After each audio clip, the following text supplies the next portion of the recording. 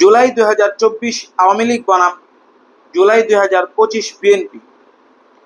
আওয়ামী লীগের মতো কি বিএনপিও রাজনীতি থেকে মাইনাস হয়ে যাচ্ছে? সম্প্রতি আমরা সবাই কম বেশি জানি যে বাংলাদেশে প্রায় বেশ কয়েক মাস যাবৎ অনেক আপত্তিকর ঘটনা ঘটছে। সেই আপত্তিকর এবং নৃশংস ঘটনাগুলো এই জুলাই মাসে এসে প্রায় মাত্রাতিরিক্ত অবস্থার রূপ ধারণ করেছে। সম্প্রতি আমরা সবাই জানি যে ব্যবসায়ী সোহাগ হত্যাকাণ্ড নিয়ে বাংলাদেশ উত্তপ্ত হয়ে রয়েছে। বিক্ষোভে সমগ্র দেশ একেবারে ফুঁসে উঠেছে। গত বছরের এই মাসে এই 24 সালের জুলাইয়ের এই মাসে আমরা জানি যে কোঠা সংস্কার আন্দোলন শুরু হয়েছিল শিক্ষার্থীদের পক্ষ থেকে। তারপরে এই জুলাই মাসের মধ্যেই এই আন্দোলন কিভাবে একটা প্রায় অনেক বছর যাবৎ, প্রায় 15 বছর যাবৎ বাংলাদেশের মানুষের উপর জগদ্দর পাথরের মতো চেপে থাকা একটা ফেসিবাদী সরকারকে পতন করার দিকে ধাবিত হয়েছিল, সেটা আমরা সবাই দেখেছি। দেখেন, একইভাবে আশ্চর্যজনকভাবে একই উপায়ে 2025-এর এই জুলাই মাসে এসেও বাংলাদেশ কেমন যেন আন্দোলনে উত্তপ্ত হয়ে উঠছে ক্রমশ। কিন্তু আমরা লক্ষ্য করব যে 2024-এ আন্দোলনের লক্ষ্যবস্তুতে ছিল আওয়ামী লীগ, আর 2025-এর জুলাইয়ের আন্দোলনের লক্ষ্যবস্তুতে পরিণত হয়েছে বিএনপি। সেই হিসাবে অনেকের কাছেই একটা ধারণা মনের মধ্যে আসতেছে অনেকেরই যে আওয়ামী লীগের মতো বিএনপিও কি রাজনীতি থেকে মাইনাস হয়ে যায় কিনা। দেখেন, সম্প্রতি আমি আমার আগে কয়েকটা ভিডিওতে অনেক বিস্তারিতভাবে আলোচনা করেছি যে বিএনপি যে দলটি রয়েছে এই দলটিকে নিয়ে একটা সুদূর প্রসারী পরিকল্পনা চলছে।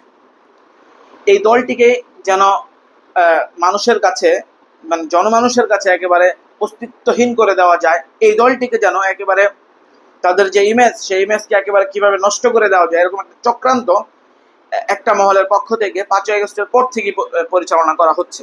আমি বিস্তারিত আমার একটা ভিডিওতে এই বিষয়ে কথা বলেছিলাম। কিন্তু দেখেন, আমি সেখানে যেই বিষয়গুলো নিয়ে কথা বলেছিলাম, যে আশঙ্কার কথাগুলো প্রকাশ করেছিলাম, সেই আশঙ্কাগুলোই কিন্তু একেবারে কোট আনকোট প্রতিফলিত বাংলাদেশে হচ্ছে। বিএনপির যে একটা ইমেজ ছিল গত বছর এই সময়, ওই ইমেজের ছিটে ফোটাও কি এখনো বাংলাদেশে বাকি রয়েছে? দেখেন, বাংলাদেশের মধ্যে যে নৃশংস ঘটনাগুলো ঘটছে, প্রত্যেকটা নৃশংস ঘটনার সাথে এই দলটির নেতাকর্মীর নাম জড়িত। চাঁদাবাজি বলেন, খুন খারাপি বলেন, টেন্ডারবাজি বলেন, বা আরো কোনো অসামাজিক অনৈতিক কোনো কর্মকাণ্ড বলেন, সবগুলো ঘটনার সাথে এই দলটির কর্মীদের বা নেতা কর্মীদের নাম জড়িত। বাংলাদেশের মানুষের ভিতরের যে একটা ক্ষোভ, সেই ক্ষোভটা কিন্তু ক্রমশই এই দলটির ব্যাপারে বাড়ছে। সব জায়গায় যে একচেটিয়াভাবে এই দলটাকে দোষ দেওয়া যায় বিষয়টা এমন নয়, বরং অনেক ক্ষেত্রে এই দলটা আমি মনে করি যে একটা ষড়যন্ত্রের শিকার। সম্প্রতি সাংবাদিক এলিয়াস একটা ভিডিও পাবলিশ করেছেন। সেই ভিডিওতে উনি বোঝানোর চেষ্টা করেছেন যে ডিজিএফআই সহ আরো কিছু সংস্থার পক্ষ থেকে, এটা ওনার কথা, এটা আমার কথা নয়, যে এই দলটাকে নিয়ে খুব একটা গভীর ষড়যন্ত্র পরিচালনা করা হচ্ছে। কিন্তু দুঃখজনক এবং দুর্ভাগ্যজনক হলো সত্য, এই দলের নেতাকর্মীরা বুঝে বা না বুঝে সেই ষড়যন্ত্রের মধ্যে কিন্তু পা দিচ্ছে। সেই ফাঁদে পা দিয়ে এই দলের যে জনপ্রিয়তা এবং এই দলের যে একটা সম্ভাবনা, সেই সম্ভাবনাকে একেবারে তলা নিতে গিয়ে ঠেকিয়েছে। দেখেন, বাংলাদেশের দুইটা বড় রাজনৈতিক দল আওয়ামী লীগ এবং বিএনপি, বর্তমানে যারা শীর্ষস্থানীয় নেতৃত্বে রয়েছেন, আওয়ামী লীগের শেখ হাসিনা এবং বিএনপির দেশনেত্রী বেগম খালেদা জিয়া, এই দুইজন কিন্তু এখন একেবারে তাদের যেই জীবনের অন্তিম সময় পার করছে। একেবারে তারা বয়বৃদ্ধ, এক একজনের বয়স প্রায় 80-র উপরে চলে গিয়েছে। বেগম খালেদা জিয়া তো একেবারে অসুস্থ প্রায় বেশ কয়েক বছর যাবত। সেই হিসাবে দলের যে আগামীর কর্ণধার যারা রয়েছেন, বিএনপির তো একেবারে বর্তমানে ভারপ্রাপ্ত চেয়ারম্যানের দায়িত্ব যিনি পালন করছেন জনাব তারেক রহমান, আর আওয়ামী লীগের শেখ হাসিনা পরবর্তী নেতৃত্ব কাদের হাতে যেতে পারে সেটা নিয়ে আমাদের চিন্তা করার বিষয় না। তবে কারো হাতে যদি দল হিসেবে তারা টিকে থাকতে পারে, বা যদি তারা আওয়ামী লীগ নামে থাকে, তাহলে হয়তো বা কেউ একজন নেতৃত্ব দিতে পারে। কিন্তু বিএনপির নেতৃত্ব বর্তমানে কার্যত আক্ষরিক অর্থে তারেক রহমানের কাঁধে। দেখেন, তারেক রহমানের সাম্প্রতিক ওনার যেই অ্যাক্টিভিজম, ওনার যেই কথাবার্তা, ওনার যেই ব্যক্তিত্ববোধ, নেতৃত্ব সুলভ যে একটা অবস্থান, সে অবস্থান কিন্তু যথেষ্ট প্রশংসনীয়। ওনার দলের বিভিন্ন নেতাকর্মীরা গাঁজাখুরি কথাবার্তা বললেও উনি কিন্তু নিজের মুখটাকে সংযত রাখতে পেরেছেন, যেইভাবে সংযতটা শেখ হাসিনা রাখতে পারেন। এক্ষেত্রে তারা সফলতার পরিচয় দিয়েছেন।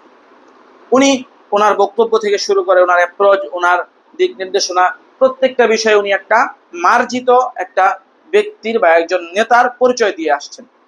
কিন্তু তারপরও আমরা লক্ষ্য করছি যে এই যত রকম অভিযোগের তীর, যত রকম ব্যঙ্গাত্মক স্লোগান, বিভিন্ন ন্যারেটিভ, পাল্টা ন্যারেটিভ, সকল কিছুর একেবারে কেন্দ্রবিন্দুতে, লক্ষ্যবস্তুতে পরিণত হয়েছেন জনাব তারেক রহমান। দেখেন, বাংলাদেশের মানুষ যারা বিএনপিকে না করলেও, বিএনপির সমর্থন না করলেও বিএনপির প্রতি তাদের একটা সফট কর্নার রয়েছে, এমন জনগণও এরকমটা মনে করছিলেন যে জনাব তারেক রহমান হয়তোবা তিনি বীরের বেশি বাংলাদেশে প্রত্যাবর্তন করবেন, তিনি এয়ারপোর্টে আসবেন, তারপরে তাকে রিসিভ করার জন্য বাংলাদেশের লক্ষ লক্ষ জনগণ সেখানে যাবে, দলমত নির্বিশেষে বাংলাদেশের মানুষের মধ্যে একটা প্রফুল্লতা, একটা অবস্থা বিরাজমান হবে, এরকম একটা ধারণা আমরা করছিলাম আমাদের জায়গা থেকে, এবং মানুষ কিন্তু ওনাকে অত্যন্ত পজিটিভলি গ্রহণ করবে। কিন্তু দেখেন, এই একটা ঘটনার কারণে সারা বাংলাদেশে তারেক রহমানের যে একটা ওই ক্লিন ইমেজ, সেই ক্লিন ইমেজের মধ্যে একেবারে কালিমালিপন হয়ে গেল। যেই স্লোগানগুলো দেওয়া হচ্ছে, অশ্রাব্য স্লোগান, কিন্তু কি আর করা যেতে পারে, স্লোগানগুলো কিন্তু তরুণ প্রজন্ম দিচ্ছে।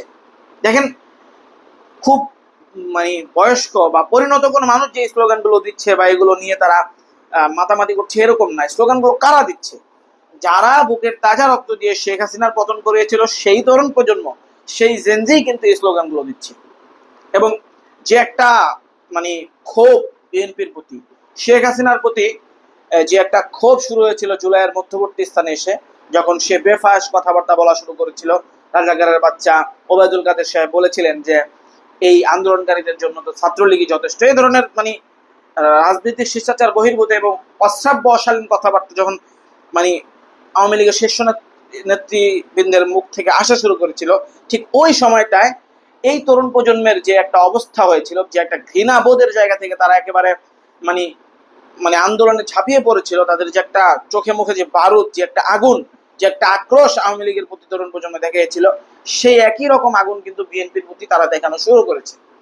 দেখেন, বিএনপি কিন্তু ক্ষমতায় আসে নাই। অনেকেই বলা বলি করছেন এই যে ঘটনাটা, এটা যদি বিএনপি ক্ষমতায় আসার পরে ঘটতো, এই ঘটনা রেস ধরেই সরকার পতন করিয়ে ফেলতো এই তরুণ প্রজন্ম। এই তরুণ প্রজন্মের কাছে বিএনপির দল হিসাবে যতটুকু গ্রহণযোগ্যতা বা যতটুকু ইমেজটা আরো ব্রাইট করা দরকার ছিল, অতটা কিন্তু হয়নি, যা অত্যন্ত দুঃখজনক বিএনপির জায়গা থেকে। এখন বিএনপির নেতারা অনেকভাবে ডিফেন্স করার চেষ্টা করছেন, তারা যুক্তি পাল্টা যুক্তি বিভিন্ন রকম দিচ্ছেন, কিন্তু দিন শেষে তরুণ প্রজন্মের কাছে কিন্তু বিএনপি একটা ইমেজ সংকটের মধ্যে পড়েছে বলে অনেকেই মনে করছে। এর অনেক প্রমাণও কিন্তু পাওয়া যায়। শহীদ প্রেসিডেন্ট জিয়াউর রহমানের ছবি তরুণ প্রজন্ম পুড়িয়েছে এমন কোনো ঘটনা বাংলাদেশে নাই, এমন কোনো নজির বাংলাদেশ পেশ করতে ব্যর্থ। দেখেন, আওয়ামী লীগের আমলে শহীদ প্রেসিডেন্ট জিয়াউর রহমানের ছবি পুরানো হয়ে থাকতে পারে, কিন্তু সেগুলো কারা পুড়িয়েছে? আওয়ামী লীগের লোকজন পুড়িয়েছে। কিন্তু বিএনপির লোকের বাইরে, আওয়ামী লীগের লোকের বাইরে সাধারণ জনগণ, বিশেষ করে তরুণ প্রজন্ম, জিয়াউর রহমান সাহেবের ছবি পুড়িয়ে পা দিয়ে পাড়িয়ে এরকম অপমান সূচক আচরণ করবে, এটা মানে আমি আমার জায়গা থেকে আমার কাছে অত্যন্ত দুঃখজনক মনে হয়। এই ঘটনাগুলো দেখে আমি ব্যথিত, কিন্তু কি করা যাবে? তরুণ প্রজন্ম কিন্তু এরকমই, তাদের মানে তাদের যে একটা ক্ষোভ প্রকাশ বা তাদের যে একটা নিজের জায়গা থেকে একটা রায় দেওয়ার যে একটা ভঙ্গি, এটা এরকমই। এরা এইভাবেই তৈরি হয়েছে। এরা সিনেমা দেখে, এরা গেম খেলে। এই যে একটা তরুণ প্রজন্মের ব্যাপারে মানে অটিস্টিক প্রজন্ম, অনেকেই এরকম এই তরুণ প্রজন্মকে মানে ব্যঙ্গ করে এ ধরনের কথাবার্তা বলতো, কিন্তু এই অটিস্টিক, এই টিকটক প্রজন্মই কিন্তু শেখ হাসিনার মতো একটা স্বৈর শাসককে, বাংলাদেশের ইতিহাসের শ্রেষ্ঠতম স্বৈরাচার শাসককে তারা কিন্তু বিতাড়িত করতে সক্ষম হয়েছে। এই তরুণ প্রজন্মের ক্ষোভের সামনে কিন্তু এখন বিএনপি। কাজী সঙ্গত কারণ অনেকেই মনে করছেন যে 2024-এর যেই জুলাই মাসের যে অবস্থা, বাংলাদেশের যে উত্তপ্ত অবস্থা আওয়ামী লীগের বিরুদ্ধে ছিল, 2025-এর জুলাই মাসে এসেও ঠিক ওই রকমটা না হইলেও খানিকটা কাছাকাছি উত্তপ্ত পরিস্থিতির মধ্যে বিএনপি কিন্তু পড়েছে। যা নিঃসন্দেহে একটা আশঙ্কা তৈরি করে এই অবস্থা থেকে, যে এই বাংলাদেশের রাজনীতি থেকে বিএনপিকেও কি মাইনাস করার মতো একটা পরিকল্পনা বা একটা তৎপরতা ভিতরে ভিতরে চলছে কিনা। দেখেন, তৎপরতা অনেকভাবেই চলতে পারে, কে কোথায় কোন ব্যাপারে কি করছে এগুলো তো আসলে বোঝা মুশকিল। তবে এটা মনে রাখতে হবে যে যখন আমি রাজনীতি করব, আমার রাজনৈতিক প্রতিপক্ষ আমাকে কোনোভাবেই ছাড়বে না। এক চুল পরিমাণ ছাড় রাজনীতিতে কেউ কাউকে দেয় না। রাজনীতি হচ্ছে একটা স্বার্থের খেলা। এই স্বার্থের খেলায় বিএনপিকে যে তার বিরোধীরা ছাড় দিবে বা বিএনপির ব্যাপারে যদি কোনো একটা কিছু মাঠে চলে আসে, বিরোধীরা যে এটার থেকে ফায়দা লুটবে না, এমনটা মনে করার কোনো কারণ নেই। যদি এখন বিএনপি বিরোধী যারা আছে, এরা একটা সময় বিএনপির মিত্র ছিল, কিন্তু পরিস্থিতি এখন এদেরকে বিএনপির প্রতিদ্বন্দ্বী বানিয়ে দিয়েছে। সেক্ষেত্রে তারা কিন্তু প্রতিদ্বন্দ্বী সুলভ আচরণই বিএনপির সাথে করবে, বিএনপি কিন্তু নমনম করবে না, বা বিএনপির দোষ কিন্তু তারা ঢাকবার চেষ্টা করবে না।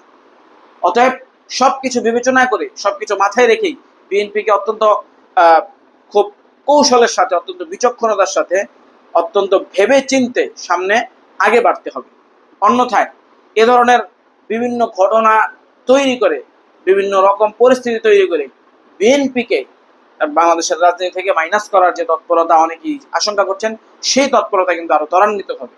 এই জন্য সর্বোপরি সর্বক্ষেত্রে বিএনপির সতর্কতা এবং তাদের যে পরিশুদ্ধকরণের যে একটা পলিসি জনাব তারেক রহমান শুরু করেছেন বহিষ্কার করে, এবং যে একটা হার্ড লাইনে বিএনপির যে নীতি নির্ধারণী কোরাম আছে তারা যা যাচ্ছে, এই বিষয়টা নিঃসন্দেহে প্রশংসার দাবিদার। এবং এইভাবে যদি হার্ড লাইনে গিয়ে বিএনপি যদি এখনো নির্বাচনের আগে যে কয়েকটা মাস রয়েছে তারা যদি দলটাকে মোটামুটি একটা সংযমের মধ্যে নিয়ে আসেন, আর তারেক রহমান সাহেবও দেশে এসে যদি গণসংযোগ চালু করেন, মানুষের দ্বারা দ্বারা যান, তাহলেও এই পর্যায়ে থেকেও বিএনপির যতটুকু ইমেজ সংকট হয়েছে ততটুকু থেকে উত্তরণ করা সম্ভব বলে অনেকে মনে করছেন।